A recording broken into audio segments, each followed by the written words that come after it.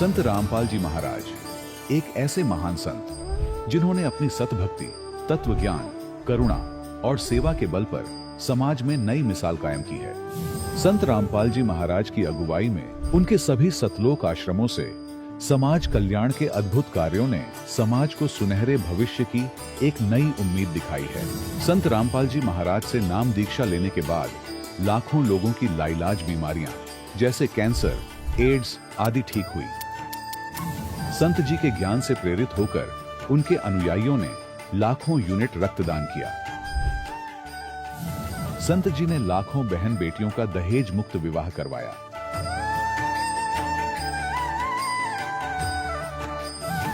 संत जी ने लाखों लोगों का नशा छुड़वाया, करोड़ों उजड़े परिवार बसे।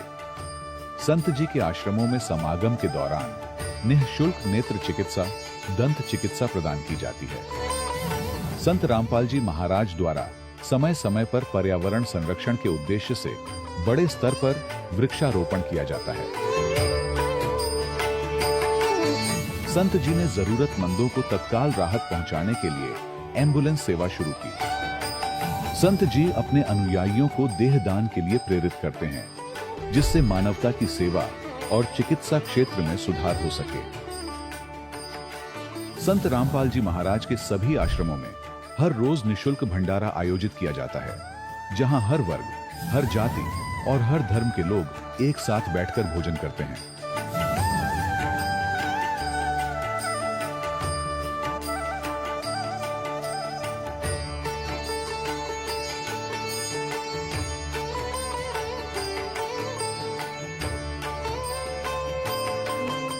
संत रामपाल जी महाराज की अन्नपूर्णा मुहिम ने गरीब और बेसहारा लोगों के जीवन में एक नई ऊर्जा और उम्मीद को जन्म दिया है।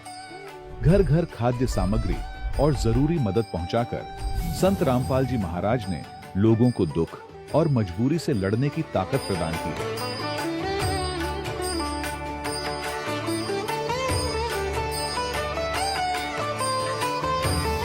संत रामपाल जी महाराज द्वारा गरीब लोगों के लिए घर बनवाने का अद्भुत कार्य एक ऐसी मिसाल कायम कर रहा है जो सदियों सदियों संत जी की उदारता और दया भावना के तौर पर जाना जाएगा।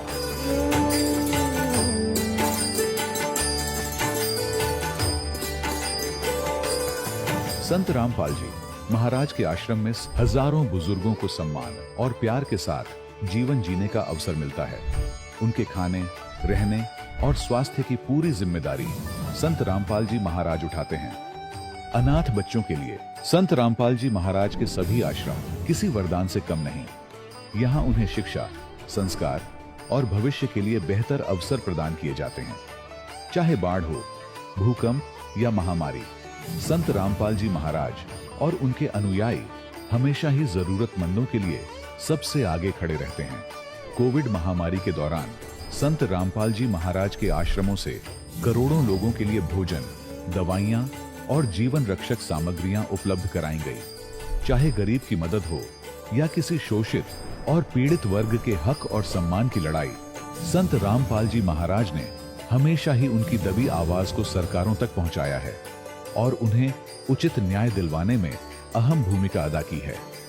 समाज में आध्यात्मिक और सामाजिक मूल्यों के प्रति जागरूकता लाने में संत रामपाल जी महाराज हर कदम पर मानवता के सच्चे सेवक साबित हुए हैं। संत रामपाल जी महाराज का जीवन हमें सिखाता है कि सच्ची सेवा वही है जो निस्वार्थ भाव से की जाए।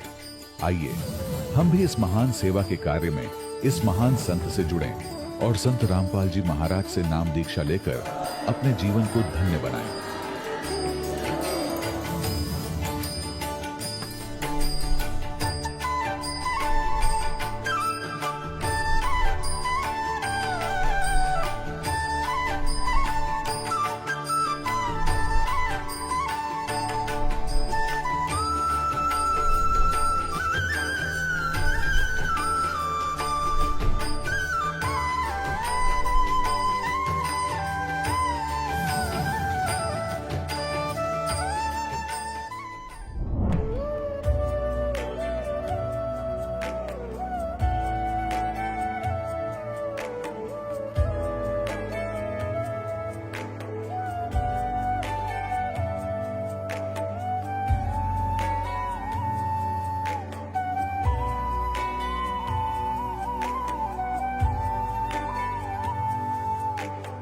कौन ब्रह्मा का पिता है, कौन विष्णु की मां, शंकर का दादा कौन है, हमको दे बता। ये जानने के लिए कृपया सुनिए।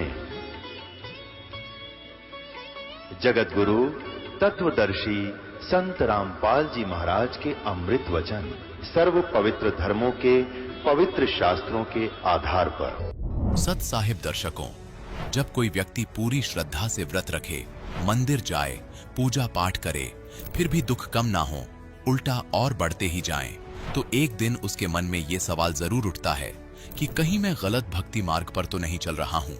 दर्शकों, ऐसी ही कहानी थी उत्तर प्रदेश के रहने वाले अजय कुमार त्यागी जी की। अजय जी का जीवन बचपन से ही पूजा पाठ और परंपरागत भक्ति में बीता, लेकिन फिर भी जीवन में ना तो सुख था और ना ही शांति। लेकिन दर्शकों, आज अजय जी का कहना है कि जब से मैंने संत रामपाल जी महाराज की शरण ग्रहण की है, तब से मेरे जीवन में अद्भुत परिवर्तन आया है। तो दर्शकों, अब सवाल ये उठता है कि ऐसा क्या हुआ अजय जी के साथ, जिसने इन्हें वर्षों की देवी देवताओं की भक्ति की राह छोड़कर संत रामपाल जी महाराज की शरण में जाने को मजबूर कर दिया। आइए सुनते हैं अजय जी की कहानी उन्हीं की जुबानी। सर नमस्कार। नमस्कार जी। सर क्या नाम है आपका? अजय कुमार त्यागी। अजय जी कहाँ से आए हैं आप? हम गांव दिनकरपुर, जिला मुजफ्फरनगर, उत्तर प्रदेश के रहने वाले हैं जी। संत रामपाल जी महाराज की शरण में आने से पहले आप क्या भक्ति साधनाएं करते थे? हमने 35 साल भक्ति करी है। ये गुरु बना रखे थे जो पदड़ा गांव के रहने वाले थे। उनका नाम अद्वैतानंद महाराज था। 1580 से ज़्यादा फेमस तो वे थे ही नहीं, तो थे कबीरपंथी, तो उनसे नाम लिए हुए थे जी। कितने सालों तक आपने आदित्य महाराज की शरण में रह करके भक्ति की है? उनके साल हम 35 वर्ष तक करीब जुड़े रहे भगत जी, वो सर जी। क्या कहना चाहेंगे, क्या आदित्य महाराज कोई प्रमाणित भक्ति साधनाएं बताते थे जो आप कर रहे थे? वह प्रमाणित कुछ ना थे जी उनका, वो तो बस अपना जो भी बता रहे थे हम उसे सब कुछ समझ रहे थे। वे शास्त्रों का हमने जब तक इतना ज्ञान था नहीं, जो हमें उन्होंने नाम दे दिया वही सर्वोपरि था और उसी हम लोग ध्यान करते रहे बराबर सुबह शाम बैठ कर। सर आपने अपने जीवन का एक महत्वपूर्ण हिस्सा 35 साल आपने किसी संत की शरण में बिताए हैं और अब आप संत रामपाल जी महाराज से नाम दीक्षा लेकर के भक्ति कर रहे हैं। क्या कारण बना कि संत रामपाल जी महाराज की शरण में आना पड़ा? इसमें तो सर जी बात ऐसी है, हमें पता नहीं पिछले संस्कार थे क्या थे, बचपन से ही कुछ भगवान पाने की चाह बहुत थी, भगवान को देखने की, भगवान कहाँ रहता है, भगवान किसी को मिलता है या नहीं, ये विचार अंदर से अपने आप ही उठते थे सर। तो इसलिए हम न वो 5, 7, 10 साल भक्ति करने के बाद उस गुरु जी को हमने ये तो बोल दिया था, हमने महाराज जी भगवान पाने के लिए नाम लिया था, लेकिन आपके इस भक्ति से हमें पाया कुछ नहीं रहा। तो आना जाना भी करीब करीब बंसाई कर दिया था, लेकिन हमें और गुरु मिलने की तलाश तो थी, लेकिन मिल पा नहीं रहा था। गुरु से जो भी हमें कोई महात्मा मिला था उससे हम एक ही प्रश्न पूछते थे, भाई आपने महाराज जी अगर भगवान देखा हो तो हमें भी दिखा दो, या किसी ने भगवान देखा हो आपके परिचित महात्मा ने तो हमें बता दो, हम गुरु बनाना चाहते हैं जो भगवान से मिला दे, भगवान की हमें भक्ति बता दे सही। तो ये चल रहा था जी, बाकी भक्ति हम वही करते रहे 35 साल तक। सर आपका एक सवाल था सभी संतों से कि भगवान की स्थिति क्या है, तो सर हम आपसे ये जानना चाहेंगे कि संत रामपाल जी महाराज से नाम दीक्षा लेने के बाद आपको क्या पता चला, भगवान साकार है या निराकार है? क्या कहना चाहेंगे? वो तो जो हम भक्ति कर रहे थे उन्होंने तो हमें हमेशा निराकार ही बताया सर जी। अब परमात्मा निराकार है, उसका आपको केवल प्रकाश दिखाई देगा और आत्मा की गति जो होगी शरीर छोड़ने के बाद वो उसमें विलीन हो जाएगी प्रकाश में। बस यहाँ तक ही उनकी सोच थी जी। जब आपने संत रामपाल जी महाराज का नाम सुना, उनका ज्ञान सुना, तो आपको क्या लगा? आपको कौन सी बात संत रामपाल जी महाराज की समझ में आई? सर जी हमने पुस्तक पढ़ी ना, कोई हमें कोई मिला अनुयायी रामपाल जी, संत रामपाल जी महाराज का। हम तो महारानी लक्ष्मीबाई का एक धारावाहिक वो देखा करते थे उसमें प्रोग्राम टीवी में, तो जब वो एडवर्टाइज आया तो एक दिन अचानक चैनल लग गया, एडवर्टाइज में बदलता रहा जैसे चैनल, तो वो देखा कबीरपंथी। हमने जब 35 साल पहले भक्ति कर ली तो उनकी भाषा एकदम समझ सी में आई। मैं कहा भाई ये हम गुरु की तलाश है और ये बहुत सादे सीधे व्यक्ति हैं और बात बड़ी श्रेष्ठ सी बता रही है भक्ति के बारे में। तो हम एडवर्टाइज में 2-3 दिन तक उन्हें देखते रहे। फिर हमने पूरा सत्संग सुना। तो उसमें जैसे हम भक्ति करते करते पिछली और हार्ट का ऑपरेशन भी हो गया था, तो हम तो नास्तिक से हो गए थे, एकदम उदास भी, हताश, निराश, सारी बातें हमारे अंदर आ गई थी जब ऑपरेशन हो गया हार्ट का, ये भक्ति करते करते। तो हमने फिर उसमें अनुभव पढ़े भक्तों के, कुछ बाद में जो बताऊँ, हमें ये लाभ हुआ, ये इस भक्ति से हमें संत रामपाल जी महाराज की भक्ति से ये लाभ हुआ, ये लाभ हुआ। तो हमारे मन में भी एक दिन विचार उठा क्या, बस मैं कह ही बैठा स्वामी जी को, मैं कहा स्वामी जी हम तो जब जाना आपको, जो आप हमें अपनी शरण में बुला लो। तो फिर सर जी ऐसी उचाटी सी उठी, वो जो टीवी पर नंबर चल रहे थे वहाँ हमने फ़ोन मिलाया और उनसे बातचीत करी। वहाँ से भक्तों ने बताया जी आप ऐसो को, यहाँ बरवाड़ा आश्रम की बात है ये, वहाँ नंबर लगा जब सन 2013 में। तो उन्होंने कहा आ जाओ आप यहाँ नाम दीक्षा ले सकते हो। तो हम इस तरह संत रामपाल जी महाराज की शरण में गए। सर जैसा कि आपने बताया कि आपने संत रामपाल जी महाराज का सत्संग सुनकर के नाम दीक्षा ली है, सर ऐसी कौन सी बातें सत्संग की आपको प्रभावित करती हैं जिससे आपने संत रामपाल जी महाराज से नाम दीक्षा ली? पर भाई एक तो ये थी जो कबीरपंथी हमने पहले भक्ति करी थी, उसके आधार पर कबीर साहब के जो दोहे या जो वाणी थी वे हमारी समझ में कुछ आवती, हम ये मान कर चल रहे थे। वो गुरु तो पहले जो थे वो उन्हें ठीक ज्ञान नहीं था कबीर पंथ के बारे में, इन्हें महाराज जी को कुछ ज़्यादा ही ज्ञान है मका। तो इसलिए एक तो ये सोच बनी हमारी, इनसे नाम ले लो। एक हम लाभ के आधार पर चले गए, जैसा हमारा हार्ट का भी ऑपरेशन हो रहा था, मका भाई चलो लाभ भी कुछ मिलेगा, तो हम इस सोच को बनाकर अपनी चले गए बरवाड़ा। सर आपको क्या परेशानी थी, आपको किन कारणों से संत रामपाल जी महाराज से नाम दीक्षा लेनी पड़ी? 2009 में हमारा हार्ट का ऑपरेशन हुआ सर, और इसमें एक स्टंट पड़ा हुआ है और बहुत वीकनेस आएगी शरीर में। डॉक्टर को जो हमने कहा भाई डॉक्टर साहब हम तो एक्सरसाइज भी करते हैं, परमात्मा में भक्ति भी करते हैं, और अब तो वे बोले जी अब आप बिल्कुल ख़त्म हो गए, आप 2 किलो से वजन फालतू कभी उठा नहीं सकते, और ये दवा खाते रहो और अपनी दिनचर्या चलाते रहो। संत रामपाल जी महाराज के अनुयायियों का आपने अनुभव सुना, तो आपको क्या लगा कि क्या आपको संत रामपाल जी महाराज से नाम दीक्षा लेने के बाद लाभ मिल सकते हैं? क्या चल रहा था आपके मन में? हाँ जी, वो वहाँ से हमें काफ़ी विश्वास हुआ और हमने नंबर मिला भक्तों पर, तो उन्होंने हमें वहाँ आने के लिए बोल दिया। हम वहाँ चले गए सन 2013 में 7 जून को हमने वहाँ से फिर नाम दीक्षा ली जाएगा। सर एक समय था जब आप संत रामपाल जी महाराज के अनुयायियों का अनुभव सुन रहे थे और आप प्रभावित हुए, और आज आप खुद संत रामपाल जी महाराज के अनुयायी के तौर पर आज लोगों से अपना अनुभव साझा कर रहे हैं। तो आज हम आपसे ये जानना चाहेंगे कि संत रामपाल जी महाराज से नाम दीक्षा लेने के बाद आपको क्या लाभ मिले?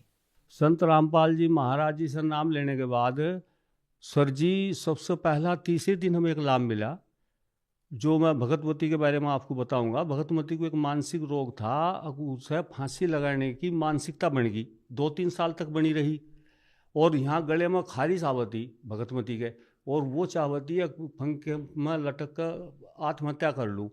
तो नाम लेने से तीसरे दिन उसकी ये खारिशी और ये मानसिकता एकदम खत्म होगी। तो हमें आश्चर्य हुआ भाई जो हम सुन रहे थे टीवी में, ये तो गजब की भक्ति है, तो हमारे अंदर और दृढ़ता आएगी। हम लगे रहे। तो 25 दिन बाद भगत जी वो सर जी एक और आश्चर्यजनक लाभ हुआ।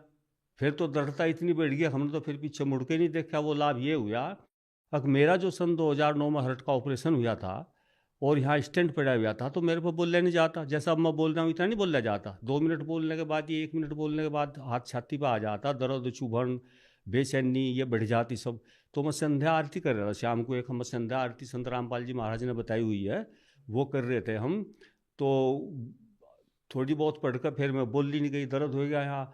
तो जब दर्द हो गया तो मैंने हाथ जोड़कर प्रार्थना करी, हे संत रामपाल जी महाराज, आपके द्वारा दी हुई प्रदान भक्ति तो हमें एक लाभ हो गया, अब ये दूसरा, अब इसका पता नहीं क्या होगा। इस तरह तो भक्ति ना करें, ये शरीर ही छूट जाए जब अच्छा, जब हम भगवान की भक्ति नहीं कर सकते तो ये आरती नहीं गा सकते।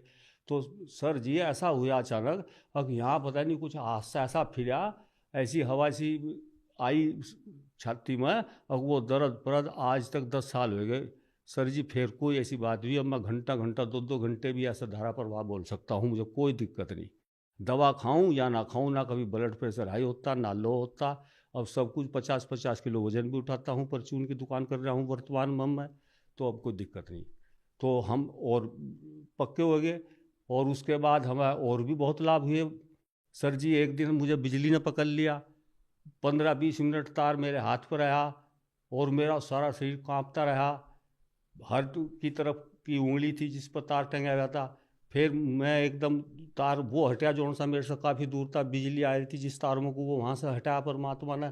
संत रामपाल जी महाराज की ऐसी दया हुई, अब वो तार हट गया वहाँ से, तो बिजली ने मुझे छोड़ दिया। और यहाँ मैंने देखा तो उंगली पर निशान तक भी नहीं था। और इस सारे हाथ में दर्द, इस हर्ट में भी दर्द, यहाँ भी दर्द, इस पैर में भी दर्द। सर जी तो फिर दुकान खोलते ही मैं दुकान पर बैठ गया, जैसे बैठा जा रहा था, पर खोल ली, डॉक्टर आ गया एक सामान लेना। मैंने डॉक्टर साहब को अपनी बात बताई, वो बोले जी आप लेट जाओ, मैं भी ग्लूकोज और भी ट्रीटमेंट अपने कंप्यूटर द्वारा आपके यहीं उपलब्ध करा दूंगा, और आप बहुत वीकनेस में हो, आप आराम करो। तो वो डॉक्टर साहब अपने क्लिनिक पर पता नहीं पेशेंटों के साथ लग गया क्या, वो भूल गए। मन ने 2 घंटे बाद फिर दूसरे डॉक्टर को फ़ोन करा, वो भी भूल गए। दर्द बराबर चल ही रहा था ये। लेकिन हमारे संत रामपाल जी महाराज ने एक समाधान हमें बताया हुआ है। अब जो मंत्र जाप आपको मिले हुए हैं, अगर कोई समस्या आवे शारीरिक या कोई भी टेंशन हो, तो आप इन्हीं का जाप सुमरण और ज़्यादा करो। तो हम अपने मंत्रों पर लगी रहे थे सर जी। तो संत रामपाल जी महाराज की ऐसी दया हुई, वो दूसरे डॉक्टर भी भूल गया आना, और 1 बजे तक करीब करीब वो सारा दर्द बिना दवा के अपने आप ठीक हो गया। तो ऐसे ऐसे लाभ मिल रहे सर। सर जैसा कि आप बता रहे हैं कि संत रामपाल जी महाराज ने आपको जीवन दान दिया, आपकी जो हार्ट से संबंधित जो बीमारी थी, आपकी जो दिल से संबंधित जो बीमारी थी, वो ठीक हो गई। सर जो लोग अन्य संतों की शरण में जाते हैं, वहाँ पर उनको कोई भी लाभ नहीं मिल पाता है, लेकिन संत रामपाल जी महाराज से नाम दीक्षा लेते हैं तो उन्हें बहुत सारे आध्यात्मिक शारीरिक लाभ मिलते हैं। सर क्या कहना चाहेंगे? सर जी अंतर ये है, जो हम भक्ति करते आ रहे थे, पहले हमने भक्ति करी 35 साल, उसमें वे ब्रह्मा विष्णु महेश तक सब कुछ बता रहे थे। अब ब्रह्मा विष्णु महेश ये हैं, वो हैं, भगवान हैं। लेकिन संत रामपाल जी महाराज से जब हमने नाम लिए, तो पहले जो बताओ थे वो तो नु कहते तुम्हारे जो पाप कर्म है, जो दुख हैं, ये पाप कर्म के वशीभूत आ रहे हैं, आपको ये तो भोगने ही पड़ेंगे। लेकिन संत रामपाल जी महाराज ने तो कायाकल्प भी कर दी, बिल्कुल ऐसा समझा दिया हमें, ज्ञानक वेदों में हमें दिखा दिया। प्रमाणक वो परमात्मा कबीर तो ऐसा है, जो पाप क्या महापाप भी कोई करेगा तो वो भी काट दिया जाएगा, लेकिन नियम में रहना पड़ेगा। और संत रामपाल जी महाराज ने हमें गीता जी में भी बता दिया कबीर भगवान है। तो जी हमने फिर ये नाम लेकर इस भक्ति को कर रहे हैं हम। और वेद शास्त्रों में तो कमाल ही कर दिया, परमात्मा ने ऐसा भी दिखा दिया कि ये भगवान देखो ये लिख रहा है, ये आयु भी बढ़ाता है। और तो हमारी भगतमती को आयु जीवन दान भी मिला हुआ है। तो भगत जी ये सब हमने जब लाभ देखे, इनके प्रमाण सबूत के आधार पर हमें मिले हुए शास्त्रों में, संत रामपाल जी महाराज ने जो बता रहे हैं बिल्कुल निज का सच उतरता जा रहा है जीवन में। तो हम तो इस भक्ति तो फिर कैसा हटे, तो कर रहे बराबर हम खूब बड़ी श्रद्धा के साथ और प्रेम के साथ। सर भगत समाज को क्या संदेश देना चाहेंगे? भगत जी संत रामपाल जी महाराज दे रहे संदेश, तो सर जी हम क्या संदेश देंगे, हम तो प्रार्थना कर सकें सब बहन भाइयों से। और सब बहन भाई जो हैं संत रामपाल जी महाराज की शरण ग्रहण करो, और जैसा हमारे दुख दूर हो रहे हैं इस जाप मंत्रों द्वारा जो संत रामपाल जी महाराज ने हमें दिए हुए हैं, आपको भी ऐसे लाभ मिलेंगे। और इनके सब शास्त्रों में, वेदों में, कुरान में, पुराण में, सब में प्रमाण हैं, सबूत हैं खूब। आप भी अपना आओ संत रामपाल जी महाराज की शरण में नाम लो और अपना मोक्ष कराओ।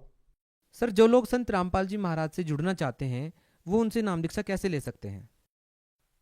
सर जी ये तो बहुत आसान है। जो संत रामपाल जी महाराज के जो सत्संग चैनल पर आ रहे हैं, उनके नीचे पीली पट्टी चलती है, उनके नंबर अपने फ़ोन से उन्हें मिलाओ, और जब उधर से जवाब आवे तो आप अपने नज़दीकी नामदान केंद्र पूछ लो, जहाँ भी आपको नज़दीकी नाम का पता लगेगा, वहाँ जाकर आप नाम ले सकते हो। सर बहुत बहुत धन्यवाद। सच साहब जी। दर्शकों, अभी आपने सुने संत रामपाल जी महाराज से दीक्षा प्राप्त करके सुखी हुए भक्त के अनुभव। अब देखिए जगत गुरु तत्वदर्शी संत रामपाल जी महाराज के मंगल प्रवचन। यो मैं ऋषि दयानंद वेदों का विद्वान पाक रहा था, अकीस जैसा विद्वान नहीं। इसने भी इस पॉइंट पर क्या कहा है कि परमात्मा निराकार है, और परमात्मा साधक के पाप नाश नहीं करता। बता फिर और परमात्मा क्या करेगा जब हमारे दुख, क्योंकि हमें कोई कष्ट है प्रारब्ध में अपने जीवन में, वो पाप से होता है और सुख पुण्य से होता है। और उस दुख का नाश होगा जब हमारा प्रारब्ध के पाप का नाश हो जाएगा। जैसे पैर में कांटा लगा हो किसी के, और उसको कोई ये कहे के भी पैर का कांटा तो निकला नहीं, जूता पैर ले आगे कांटा नहीं लगेगा, उस कांटा लगे पैर में जूता नहीं पहना जा सकता, वो तो कांटा निकले। और फिर उसको कहे सलाह दे कि अब जूता नहीं निकालना, इस सफर में बहुत कांटे हैं, तो फिर इस डर से वो जूता कभी नहीं निकालेगा कि कहीं फिर से कांटा ना लग जाए। तो पुण्यात्माओं, किसी के कोई कष्ट है शरीर में है, या संसारिक कोई दुख है, कोई हानि हो रही है, कोई कर्जा हो गया है, तो उससे दुखी है वो, और कोई ये कहे कि तो तेरा प्रारब्ध भोगना ही पड़ेगा, तुझे भक्ति कर ले। अब बता, दुखी आदमी भक्ति कर सकता है? जिसने देना हो 2 लाख रुपया कर्जा खड़ा दिखाई दे वो कर दे वाला, और भी कोई सिर में दर्द हो, पेट में दर्द हो, वो कैसे भक्ति करेगा? तो पहले वो कांटा निकला पाप कर्म का, तब सुख हो, और फिर वो राम नाम का जूता, उसको ये मर्यादा बताई जा, या भक्ति दी जाओ, फिर आजीवन पालन करेगा वो भक्त। तो ये क्या कहते हैं, देखिए एक झलक साथ में से एक नकली मैं ऋषि की ओर दिखा दूं, दोनों का तालमेल सा लगभग मिलता जुलता है इनके विचार। देखिए ये एक सत्यार्थ प्रकाश है, इसकी रचना महर्षि दयानंद की। अब देखो महात्मा जी ने नो देखे इस पोज में तो मर जा आदमी कटके, अक महर्षि पड़ा होगा, भगवान पा लिया इसने। ओह हरीब देखना, इसका ज्ञान दिखाता हूं थोड़ा सा, एक का झलक बतेरी, इतना समय नहीं। इसकी तो धोती सी धोकर दे रखी हमने कती। ये देखो ये सत्यार्थ प्रकाश है, और ये इसमें क्या लिखा है कि वेद आदि विविध सद शास्त्र प्रमाण संविनता है। किसके द्वारा? यानी वेद आदि सभी विविध प्रकार के सद शास्त्रों का आधार से इसकी रचना हुई है। किसने करी है रचना? ये इसकी देखो कितनी महिमा कर रखी है महर्षि दयानंद की। श्रीमत परमहंस परिव्राजक आचार्य महर्षि दयानंद सरस्वती स्वामी विरचित है। और ये कहां से प्रकाशित है? वैदिक यति मंडल, दानंद मठ, दीनानगर, पंजाब से। ये छपा कहां से है? मुद्रक है आचार्य प्रिंटिंग प्रेस, दानंद मठ, गोहाना मार्ग, रोहतक से। इसके 7वें समोल्लास में ले चलते हैं आपको, 7वें समोल्लास।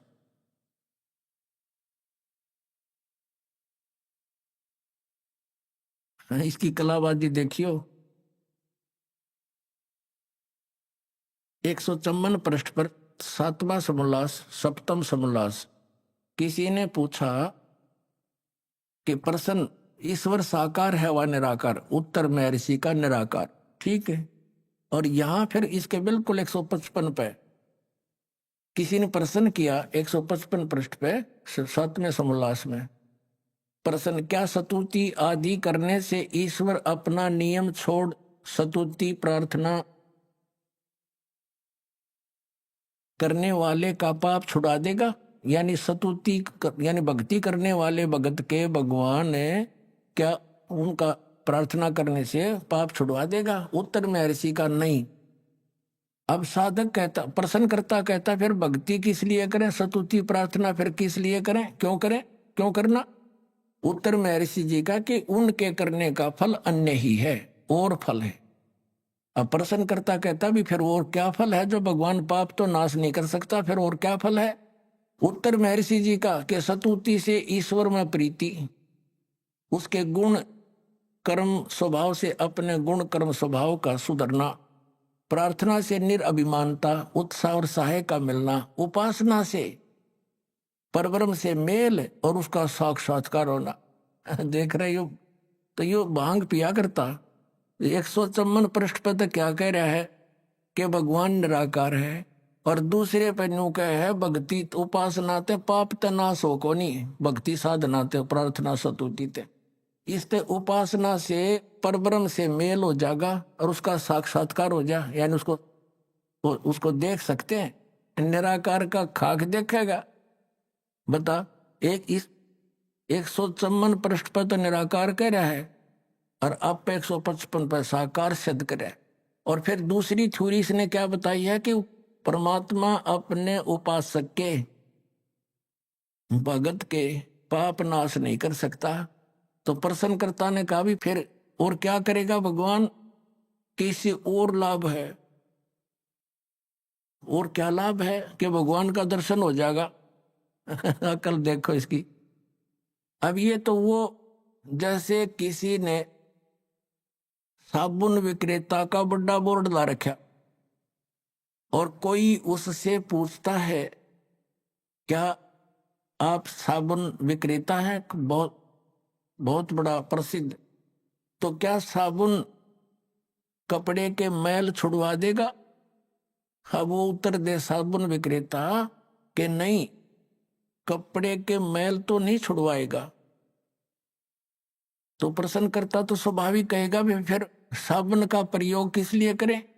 तो वो उत्तर देव है कि साबुन के प्रयोग से कपड़े का मैल तो नाश नहीं होएगा, लेकिन और लाभ है। वो क्या लाभ है कि कपड़ा मजबूत हो जाएगा।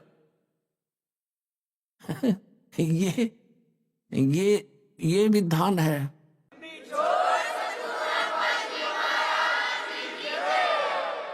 अरे जब साबुन के गुणों में लिखा है कि वो कपड़े के मैल काटे और काम में ही हो साबुन का, और वो क्या, पर ऐसा व्यक्ति कौन होगा? वो धोखेबाज जिसने लकड़ी के गुटके पैक कर रखे होंगे, अपने पुड़िया बना रखी होंगी लकड़ी के टुकड़ियां की, गुटकियां की, और वो बेचता होगा कि साबुन तक मैल तक कटे नहीं, कपड़ा मजबूत हो जाएगा, दोना और कटेगा उससे फिर। अब जैसे कोई वैद्य है और वैद्य से कोई पूछता है कि वैद्य जी क्या औषधि प्रयोग करने से रोग नाश हो जाएगा, और वो वैद्य ये कहे कि औषधि खाने से रोग नाश नहीं होगा। अब प्रश्नकर्ता के फिर भाई औषधि किस लिए खाएंगे हम, कि उससे और लाभ है। तो क्या लाभ है बताइए वैद्य जी? के पहलवान बन जाएगा। अरे तेरा गजब भैया, जिसके टीबी की बीमारी हो वो पहलवान बनेगा, कम रहेगा। और रोग कट्टन की बीमारी में रोग नाशक औषधि मिला है तो उसका समझ तो अपन पहलवान हो जाएगा फिर वो। तो कहने का भाव ये है, ये सारे एक थैली के चट्टे बट्टे थे, ज्ञान किसी ने था नहीं, भोली जनता इनके पीछे लागी। न मेरे शीर बड़े साधु संत पहुंचे हुए और नो दिखा दे करके न सोचे व्यक्ति भगवान ते मिल रहे, इन्हें कख भी नहीं पता, अपने सदग्रंथों से परिचित नहीं, इन्हें झूठा ज्ञान ध्यान का लाओ, ये बाद विदा चतुराई। देखिएगा अब इसने इस सत्यार्थ प्रकाश के प्रथम समोल्लास में, ये 18 पृष्ठ पे इसी सत्यार्थ प्रकाश के महर्षि दयानंद ने प्रथम समोल्लास के इस 18वें पृष्ठ पे यहां मित्र की परिभाषा बताई है। क्या बताया कि वह परमेश्वर सबका सच्चा मित्र है, इससे परमेश्वर का नाम मित्र है। ये इसने प्रथम सत्यार्थ प्रकाश के प्रथम समोल्लास में परमात्मा के नामों की व्याख्या कर रखी है कि किन किन नामों से परमात्मा का बोध होना चाहिए। अब ये कंसेप्ट क्लियर हो गया कि महर्षि दयानंद जी परमात्मा के नामों में से एक मित्र शब्द भी जहां ये प्रयोग करता है, जहां परमात्मा की महिमा है, तो ये सोच ले वो भगवान के विषय में। अब इसने अनुवाद करते समय भी, क्योंकि इसका विधान भी अपना सत्यार्थ प्रकाश में ये है कि परमात्मा पाप नाश नहीं करता, पाप छुड़वाता नहीं साधक के, तो यहाँ वेद में यजुर्वेद के 8वें अध्याय के 13वें श्लोक में 6 बार लिख रखा है कि घोर पाप का भी नाश परमात्मा कर देता है। तो इसने सोची इतना सत्यार्थ प्रकाश में तो ऐसे लिख रखा है, अब तेरी बात झूठी ना हो जा, इसने यहां मित्र लिख दिया, भगवान ना लिखा कि कोई पढ़, क्योंकि आम भोली भाली जनता ने इतना ज्ञान कहा, वो तूने सोचा ये कोई मित्र के विषय में लिख रखा होगा। जैसे सन 2004 से ये दास समाचार पत्रों में इस महर्षि दयानंद की जानकारी, इसके अज्ञान का समाचार पत्रों में लिख लिख कर लेख लिखा करता था। और ये बताया करता था कि ये महर्षि दयानंद सत्यार प्रकाश तो उसका अनुभव है, वेद भगवान का ज्ञान है, विधान है। तो जो वेदों से नहीं मिलता तो वो ज्ञान गलत है, और इस बात को ये महर्षि दयानंद भी मानता है। तो देखिएगा, महर्षि दयानंद कहते हैं कि परमात्मा पाप नाश नहीं कर सकता, वेद कहते हैं घोर पाप भी नाश कर दे, तो सत्यार्थ प्रकाश ये झूठार्थ प्रकाश है। समाचार पत्रों में लिखना शुरू किया, इसी का परिणाम था ये क्रोथा कांड।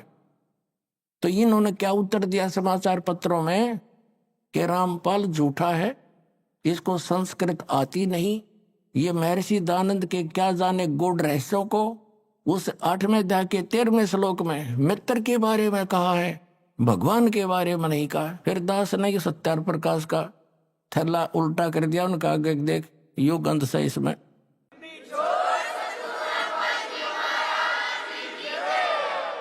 अब हम फिर आ जाते हैं यजुर्वेद के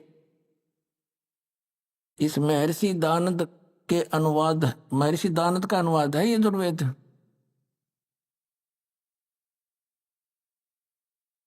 अब हम फिर इसमें दिखाते हैं आपको, अब यहां पढ़ रहे हैं हम 8वें अध्याय का, यजुर्वेद के 8वें अध्याय का ये 13वां श्लोक। यहां तो संस्कृत है ओनली, और इसका ये 241-242 में अनुवाद किया है इसने।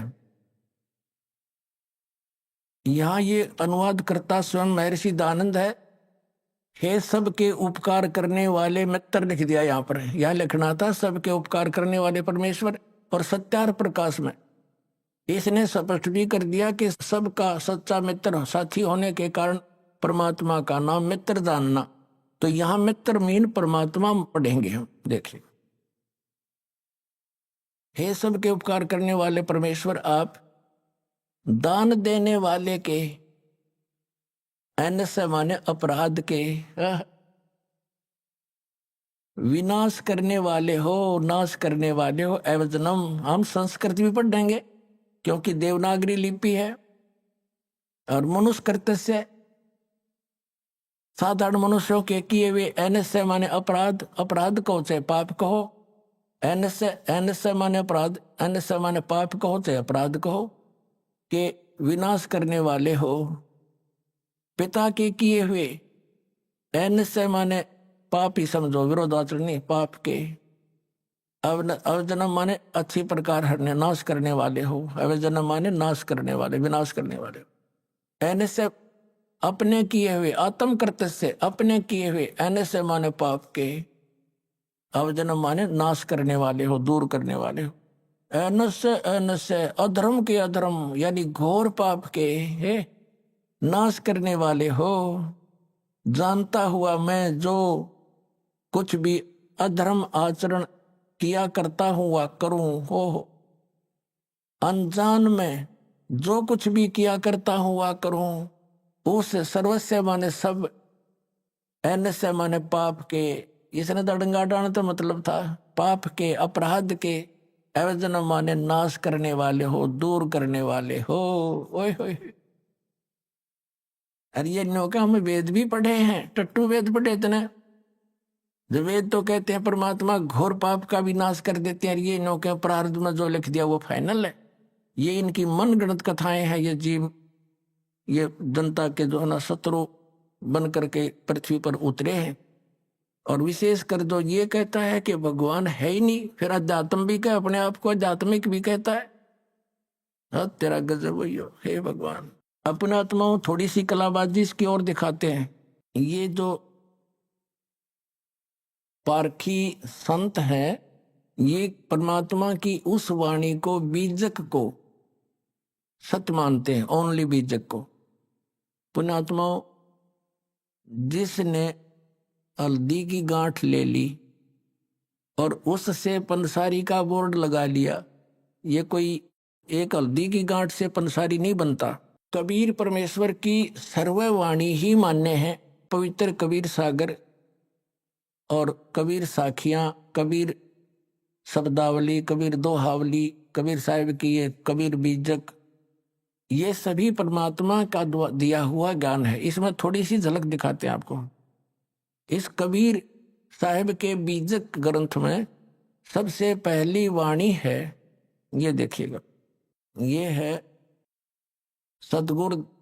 सतगुरु वे नमः और सतगुरु कबीर विरचित। कबीर बीजक तो कबीर साहब द्वारा रचित है, अनुवाद करता गलत है। ये पारक सिद्धांत इनका, ये पारक सत्यमेव जयते यहाँ लिखना था झूठमेव जयते। हाँ, सत्यमेव जय, सत्यम तैव जीतेगी। देखिए ये व्याख्याकार है अभिलाष दास, ये प्रथम भाग है।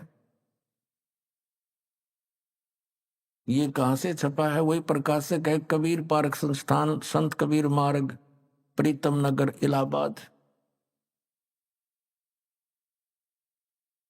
ये मुद्रक है वही, Indian press private limited, Panna Lal road, Allahabad. ये देखिएगा,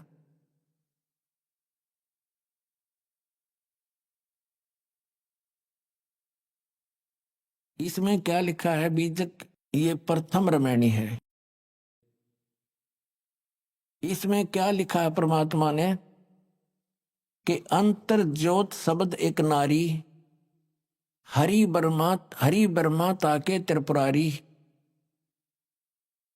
ते तिरिये भगलिंग अनंता, तेऊ न जाने आदि और अंता, बाखिर एक विधाता की ना, और 14 ठाहर पाठ सोलीना। अब इसने की अर्थ किया है इसका, इस रमैनी का। यहां तो इसने तो को 10-10 प्रश्न बरस दिया अपने ज्ञान को ढकने के लिए। ये क्या कहता है? सभी देवधारियों के भीतर एक ज्ञान ज्योति है जिसे जीव चेतन या आत्मा कहते हैं। इसने तो जीव को परमात्मा सिद्ध करने की कुचेष्टा की है। मानव की कल्पना और शब्द योजना रूपी नारी या माया से ब्रह्मा विष्णु तथा महादेव की उत्पत्ति स्थापना हुई।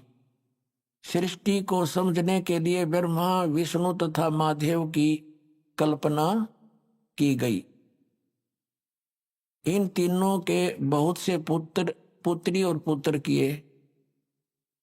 बता, यो डोंका है कि सृष्टि को समझने के लिए ब्रह्मा विष्णु महेश ये काल्पनिक नाम है अपने आत्माओं। इसके साथ साथ आपको दिखाते हैं दूसरे कबीरपंथी, यो भी कबीरपंथी को आता है। एक और कबीरपंथी एक बहन ने अनुवाद किया है, उसमें कितना अंतर है।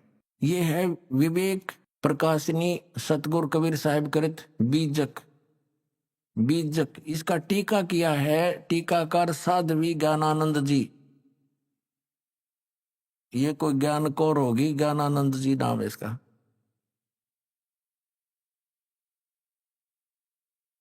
और ये कहां से छपा है ये देखिएगा, सतगुरु कबीर साहिब कृत बीजक टीकाकार ये वही। प्रकाशक है श्री कबीर ज्ञान प्रकाशन केंद्र, संत कबीर ज्ञान मार्ग, सीहोडी है, सिरसिया, गिरिडीह है झारखंड से, तृतीय संस्करण। और ये यहां से छपी है। अब इसमें क्या किया है इसने, इस बहन ने इस टीका को बहुत अच्छी तरह किया है। देखिए ये बीजक टीका, ये प्रथम रमैनी।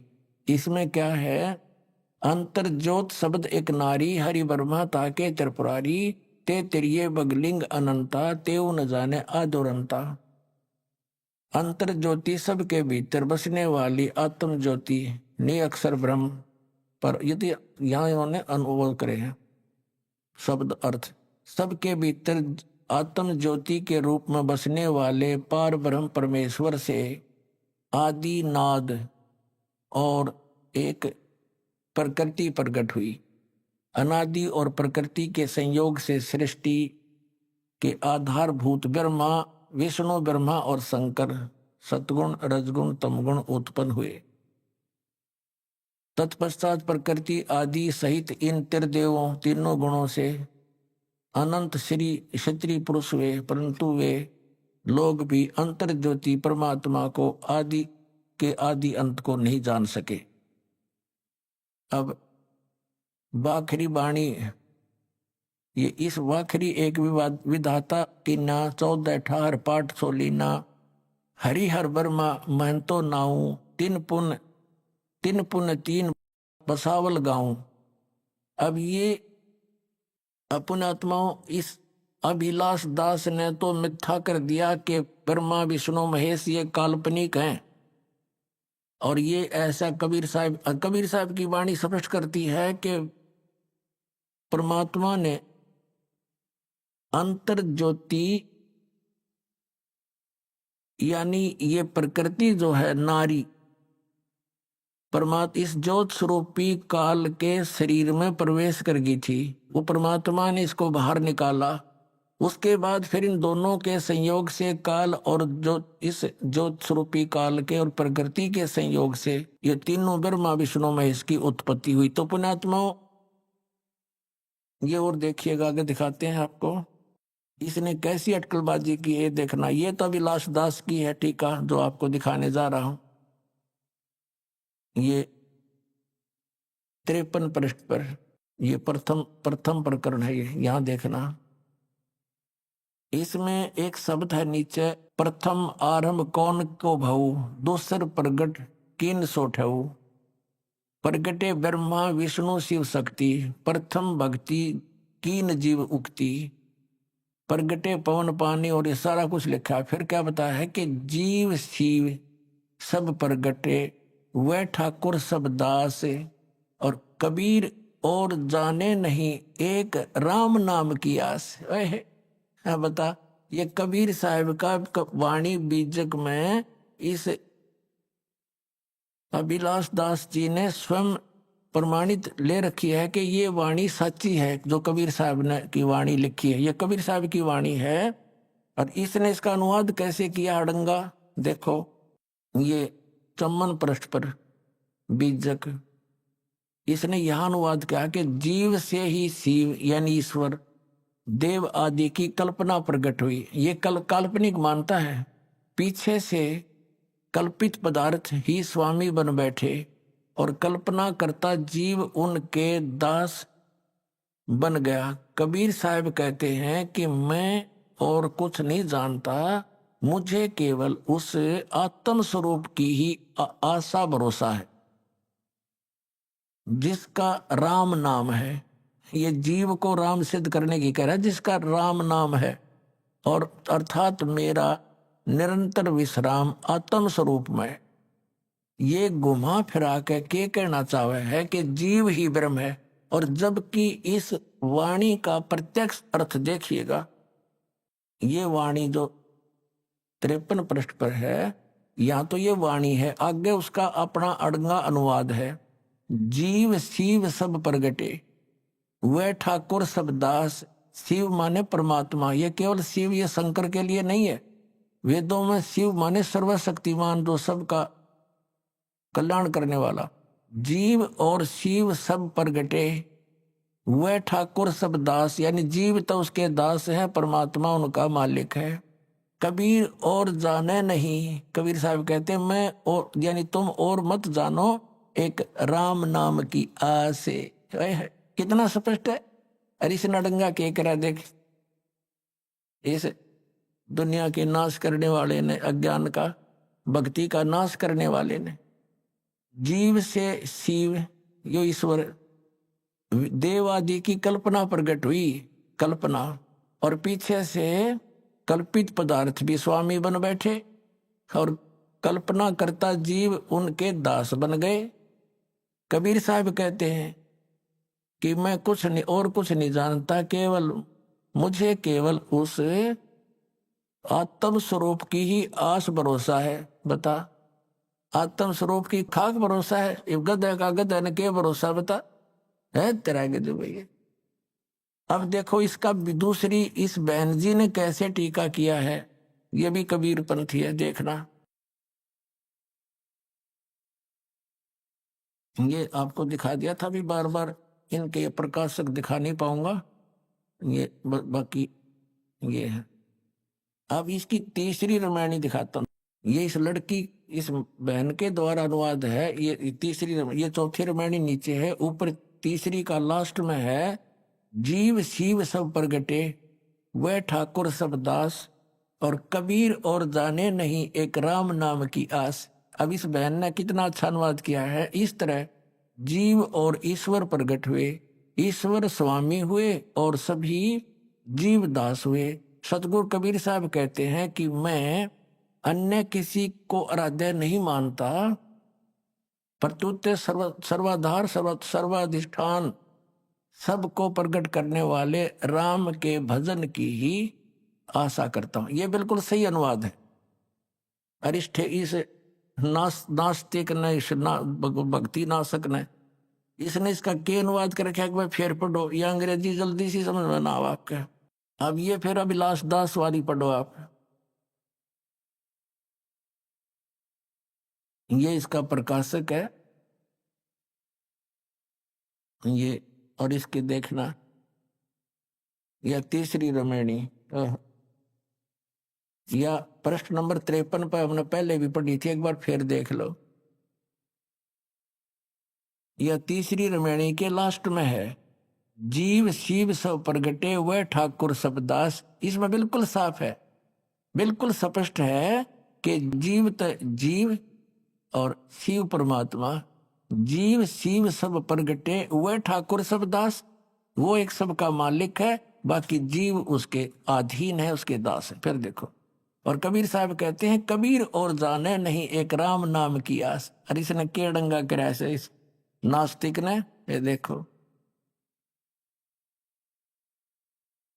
यहां लिखा है 53 पे, जीव से शिव ईश्वर, जीव से ईश्वर देवादि की कल्पना प्रकट हुई। ये उल्टा ठोक रहा है खुट्टे, क्योंकि जीव तो भगवान प्रकट होया। देख इसका अनुवाद, जीव से शिव देव आदि की कल्पना प्रकट हुई, यानी जीव तो ईश्वर होया उत्पन्न, और पीछे से कल्पना काल्पनिक पदार्थ स्वामी बन बैठे, काल्पनिक कर्ता जीव उनके दास बन बैठे, काल्पनिक कर्ता के जीव दास बन बैठे। कबीर साहब कहते हैं कि मैं और कुछ नहीं जानता, मुझे केवल उस आत्म स्वरूप का ही आशा भरोसा है, और जिसका नाम राम है, और मेरा निरंतर विश्राम स्वरूप राम में है, यानी अपने जीव राम में है, जीव राम की भक्ति करता हूं मैं। ये कहना चाहे, बता इस खूटा ठोक का किधर है ठिकाना। अपनात्माओं, ये क्या क्या इनका विधान है, ये थोड़ा सुनाता हूं आपको। ये पारखी नहीं मानते कि कोई लोक है, सतलोक है, अमरलोक है, अगमलोक है। पारखी नहीं मानते, ये कबीर साहब को एक जीव मानते हैं, मानव मानते हैं। जब कबीर साहब भी जीव और अभिलाष दास भी जीव, फिर कबीर साहब को सतगुरु और परमात्मा वो क्यों मान लिया है न जीव। अब अभिलाष दास जी करके दिखाओ रचना कबीर साहब वाली, फिर उस कबीर साहब का सारा क्यों लिया, अगर वो जीव ही थे तो। अपनात्मा जैसे आत्मा और परमात्मा, राजा और प्रजा दोनों एक जैसे ही शकल होती है। राजा भी मनुष्य ही होता है, लेकिन उसकी सामर्थ्य में अंतर होता है। तो जैसे आदरणीय गरीबदास साहिब जी को परमात्मा मिले, आदरणीय नानक साहिब जी को मिले, आदरणीय धर्मदास साहिब जी को परमात्मा कबीर जी मिले, आदरणीय दादू साहिब जी को मिले, आदरणीय मलुकदास साहिब जी को मिले, आदरणीय गीसादास साहिब जी को मिले। उन सभी ने उस परमात्मा की महिमा का गुणगान किया, आंखों देखा सतलोक और सचखंड बताया। गरीबदास साहिब जी को परमात्मा सचखंड लेकर गए, वहां की सारी स्थिति दिखाकर वापस छोड़ा, तब कहा था अनंत कोट ब्रह्मांड का एक रति नहीं भारे, सतगुरु पुरुष कबीर हैं ये कुल के सिरजनहारे।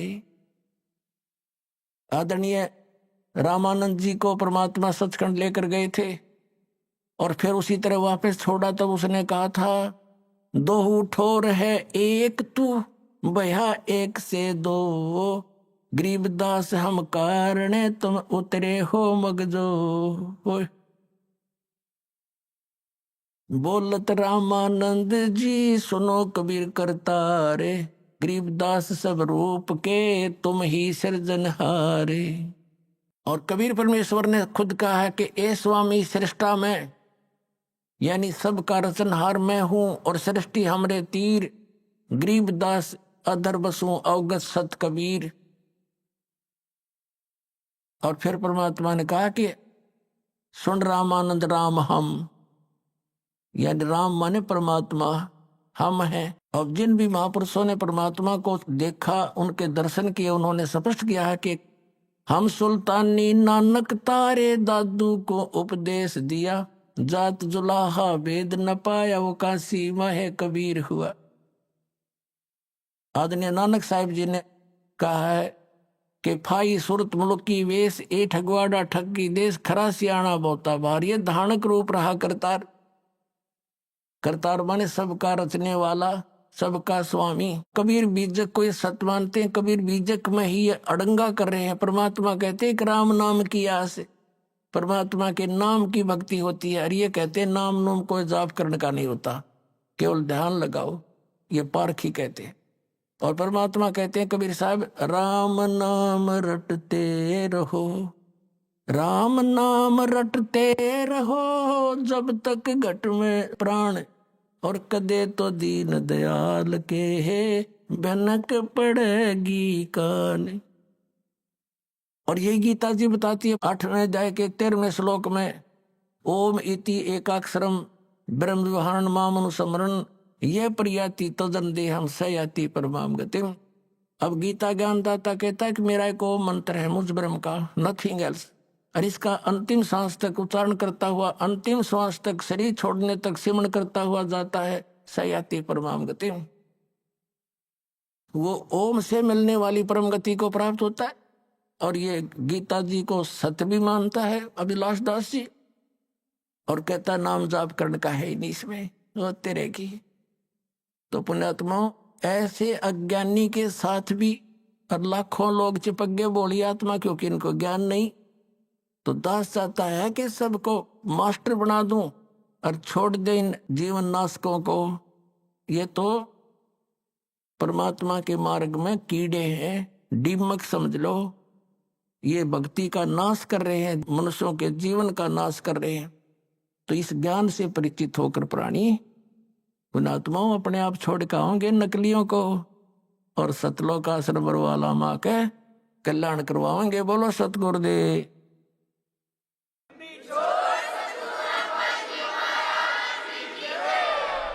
अभी आपने सुने संत रामपाल जी महाराज के मंगल प्रवचन। आइए अब सुनते हैं संत रामपाल जी महाराज से नाम दीक्षा लेकर सतभक्ति करके अद्भुत लाभ प्राप्त करने वाले अनुयायी के विचार। दर्शकों, जब मनुष्य अपने धर्म में प्रचलित सभी प्रकार की परंपरागत भक्ति साधनाएं अपनाता हो और फिर भी उसके जीवन में दुख और परेशानियां कम होने के बजाय बढ़ती ही जा रही हों, तो उस इंसान का निराश होना और भगवान के ऊपर से विश्वास डगमगाना स्वाभाविक हो जाता है। दर्शकों, कुछ ऐसी ही कहानी थी राजस्थान के रहने वाले राम अवतार बैरवा जी की। राम अवतार जी ने अपने जीवन में अनेकों प्रकार की भक्ति साधनाएं अपनाई।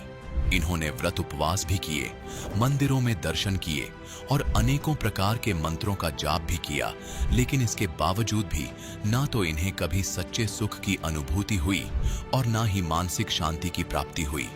लेकिन दर्शकों, आज राम अवतार जी का कहना है कि जब से मैंने संत रामपाल जी महाराज की शरण ग्रहण की है और उनके द्वारा बताई गई शास्त्र अनुकूल भक्ति को अपनाया है, तब से मेरे जीवन का असली परिवर्तन शुरू हो गया है।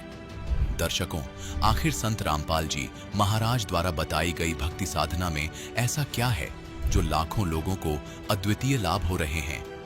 आखिर इसके पीछे की सच्चाई क्या है? आइए सुनते हैं राम अवतार जी की कहानी, उन्हीं की जुबानी। सर नमस्कार। नमस्कार सर। सर क्या नाम है आपका? सर मेरा नाम राम अवतार भैरवा है। रामोतार जी कहाँ से आए आप? सर मैं सवाई माधोपुर राजस्थान। संत रामपाल जी महाराज जी की शरण में आने से पहले आप क्या भक्ति साधना करते थे? संत रामपाल जी महाराज जी से नाम दीक्षा लेने से पहले मैं उन देवी देवताओं की पूजा करता था और उनको व्रत रखता था। मंगलवार शनिवार का व्रत रखता था और मैं उनको जैसे शाम सुबह अगरबत्ती लगाना, दीपक जलाना। सर आपने बताया कि जो हिंदू धर्म की पारंपरिक पूजाएं हैं वो पूजाएं आप कर रहे थे, तो फिर आपको संत रामपाल जी महाराज जी से नाम दीक्षा लेने की क्या जरूरत आन पड़ी?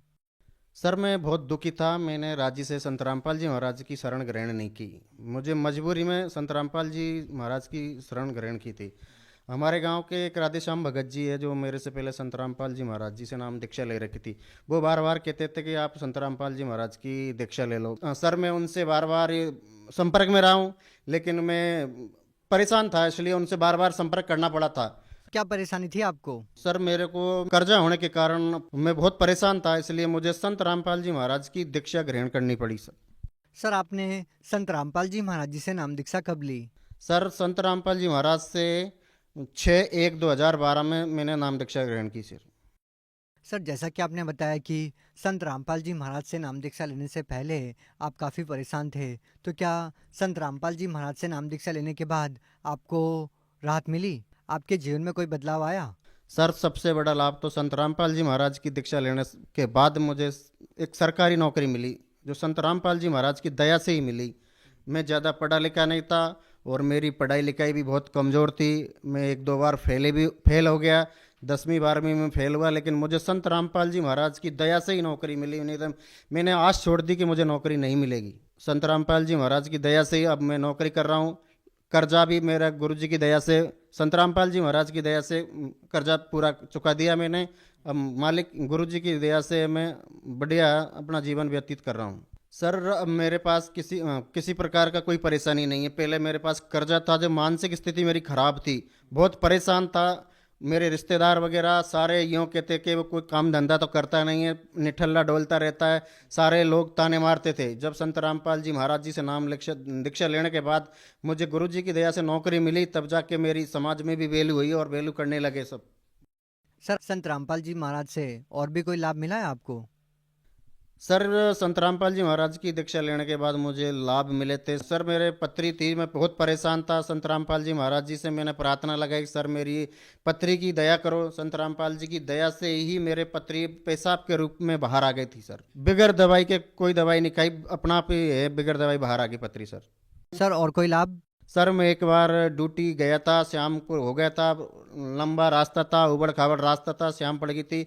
मैं बाइक से घर पे आ रहा था और कच्चा रास्ता था, लंबा रास्ता था। जब मेरी गाड़ी चल रही थी 40 की स्पीड पे, तो मेरी गाड़ी एक पत्थर पे चढ़ गई सर, और दोनों साइड में खाई थी सर 50 फीट की। तो वो मेरी ने सोचा कि मेरी गाड़ी आज मेरा अंत हो गया, मैं गाड़ी पूरी 50 फीट के नीचे गिरेगी। लेकिन संत रामपाल जी महाराज की दया से मेरे को पता ही नहीं चला, वो गाड़ी जने से उठा के रख दी ताकि मेरे को खरोंच भी नहीं आई। संत रामपाल जी की दया से मेरी जीवन रक्षा हुई। सर मैंने संत रामपाल जी महाराज की दीक्षा से पहले जो मैं मानसिक तनाव से था, लाखों रुपया का कर्ज था, मैं दारू पीने लग गया था, मीट भी खाता था, परेशान था सर, मैं बिल्कुल बहुत परेशान हो गया था सर। जब मैंने संत रामपाल जी महाराज जी से नाम दीक्षा ली तो नशा से मेरे को एलर्जी हो गई। जब कोई जर्दा भी बीली पीता, धुआं था, तो मेरे को चक्कर आ जाता। मैं बिल्कुल उनके पास में नहीं बैठता हूँ, अब मैं बिल्कुल ही नफरत करता हूँ नशा से।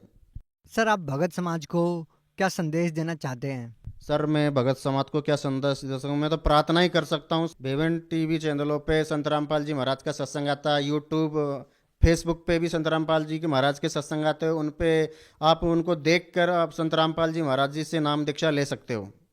बहुत बहुत धन्यवाद। धन्यवाद सर।